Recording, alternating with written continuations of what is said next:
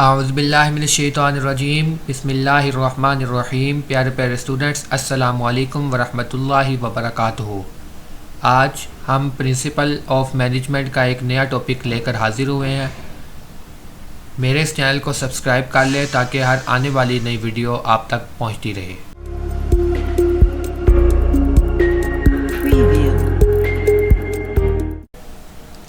जी तो गाइस, आज हम डिस्कस करेंगे वेयर डू मैनेजर्स वर्क। अब हमने सबसे पहले मैनेजर्स की बात की, हमने डिस्कस किया मैनेजर क्या होते हैं, टाइप्स ऑफ मैनेजर क्या है फर्स्ट लेक्चर में। आज सेकंड लेक्चर में हम डिस्कस करने जा रहे हैं वेयर डू मैनेजर वर्क।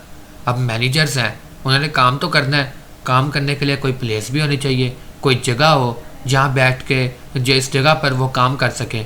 और इसका हमारे पास आंसर है, मैनेजर काम करते हैं ऑर्गेनाइजेशन में। अब कई लोगों के दिल में सवाल आया होगा, दिमाग में सवाल आया होगा कि ऑर्गेनाइजेशन ये क्या चीज़ है, ये किस बला का नाम है। कोई बात नहीं, आज हम इसी बारे में डिस्कस करने जा रहे हैं। आज हम इसी बारे में डिस्कस करेंगे ऑर्गेनाइजेशन क्या होती है। अब सबसे पहले ऑर्गेनाइजेशन की डेफिनेशन की डिस्कस करें। ऑर्गेनाइजेशन की डेफिनेशन कहती है a deliberate arrangement of people to accomplish some specific purpose. यानी एक अरेंजमेंट, डेलिब्रेट अरेंजमेंट वो होती है कि जो ख़ास तरीके से बनाई गई हो, यानी वो खुद ही नहीं बनती, उसको ख़ास तरीके से किसी भी पॉइंट को अरेंज करना, यानी इस अंदाज से अरेंज करना कि सम स्पेसिफिक पर्पस। यानी वो ऑर्गेनाइजेशन हम इसको कह सकते हैं कि एक ऐसी अरेंजमेंट लोगों की जो इस अंदाज से की जाए ताकि कोई स्पेसिफिक मकसद, ताकि कोई ख़ास मकसद को पूरा किया जा सके। वो इस अंदाज से जब हम किसी जगह को अरेंज करते हैं तो उसको हम कहते हैं ऑर्गेनाइजेशन। एक दफ़ा फिर सुन लें कि ऑर्गेनाइजेशन हम उसको कहते हैं जिसमें एक ख़ास तरह के लोगों को, मतलब हाई लेवल पे किन लोगों ने आना है, लो लेवल पे किन लोगों ने आना है, हम इस तरह की अरेंजमेंट बनाते हैं। और उस अरेंजमेंट का कोई ख़ास मकसद होता है, जिस मकसद को सॉल्व करने के लिए, जिस मकसद को हासिल करने के लिए हम लोगों को अरेंज करते हैं, हम उस एरिया को, उस जगह को हम कहते हैं यह है ऑर्गेनाइजेशन। अब ऑर्गेनाइजेशन के कुछ स्टेप होते हैं, उसमें आपको पता चलेगा कि ऑर्गेनाइजेशन काम कैसे करती है। फर्स्ट स्टेप क्या है? An organization has a distinct purpose. एक ऑर्गेनाइजेशन का कोई ना कोई ख़ास मकसद होता है जिसके तहत वो काम करती है। ऐसा हो नहीं सकता कि किसी ने ऑर्गेनाइजेशन बनाई हो, उसका कोई मकसद ना हो। अगर कोई मकसद नहीं है तो ऑर्गेनाइजेशन काम कर ही नहीं सकती। इसका मतलब क्या है? ऑर्गेनाइजेशन का एक ख़ास मकसद होता है जिसके तहत वो काम करती है, जिस पर वो काम करती है। Second, each organization is composed of people. हर ऑर्गेनाइजेशन पीपल से मिलकर बनती है, लोगों से मिलकर बनती है। ये सिंपल सी बात है, आपने कोई काम करवाना है तो उसके लिए लोगों की ज़रूरत होगी। आप काम करवाते हैं, उसके लिए लोगों की ज़रूरत होगी।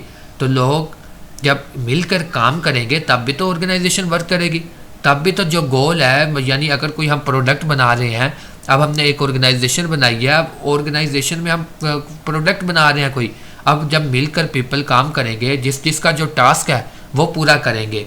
यानी अगर एक बोतल शॉप है, एक जौन सा है वो उसकी फिलिंग कर रहा है, एक उसकी पैकिंग कर रहा है, इस तरह डिफरेंट टास्क जौन से हैं जब लोग मिलकर करेंगे तब भी तो ऑर्गेनाइजेशन काम करेगी। इसका मतलब क्या है? Is composed of people.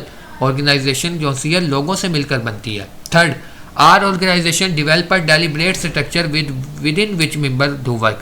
अब लोगों से मिलकर तो ऑर्गेनाइजेशन बन गई। थर्ड स्टेप ये है कि उनका डेलिब्रेट स्ट्रक्चर भी होता है, यानी किस लेवल पे किस बंदे को काम करना है, किन इंसानों को, किन लोगों को किस लेवल पे काम करना है। अब इसके बारे में आगे हम डिस्कस करेंगे एग्जाम्पल में भी कि all organization develop a deliberate structure within which member do their work. यानी एक स्ट्रक्चर है, एक मकाम दे दिया गया है, एक पॉइंट दे दिया गया जिस पॉइंट पर आपने काम करना है। यानी किसी को कोई ओहदा दे दिया, किसी को कोई ओहदा दे दिया, वो भी प्रॉपरली दे दिया कि जिसके तहत वो काम करते हैं। जब ये स्ट्रक्चर बनता है तब भी जौन सा एक ऑर्गेनाइजेशन काम करती है। अब इसकी एग्जांपल हम देख लें। एग्जांपल में हमें पता चलेगा डेलिब्रेट स्ट्रक्चर की एग्जांपल में यूएस एयरफोर्स। अब यूएस एयरफोर्स एक प्रॉपर ऑर्गेनाइजेशन है, बहुत बड़ी ऑर्गेनाइजेशन है। अब ऑर्गेनाइजेशन में अब हमने बात की कि लोग भी होते हैं, लोग आगे एयरफोर्स में बेशुमार लोग होते हैं। इतने ज़्यादा लोग होते हैं। अब एयरफोर्स में लोग भी आ गए, उनका पर्पस भी आ गया। अब पर्पस उनका क्या है कि सिक्योरिटी, दिफा के लिए काम करना, इसके तहत काम करना। अब दो चीज़ें होगी। तीसरा एक डेलिब्रेट स्ट्रक्चर।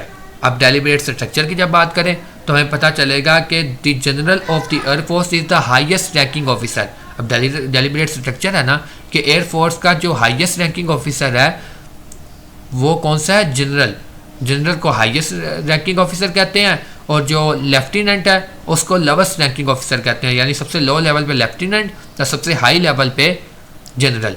अब ये डेलिब्रेट स्ट्रक्चर है और इसके दरमियान भी कुछ स्ट्रक्चर आते हैं डेलिब्रेट, यानी इनके दरमियान 9 ऑफिसर रैंक्स हैं कि मतलब 9 रैंक्स और भी काम करते हैं। जब ये मिलकर काम करते हैं, इनके जो सा लेवल मुकम्मल होते हैं, तब ये डेलिब्रेट स्ट्रक्चर बनता है।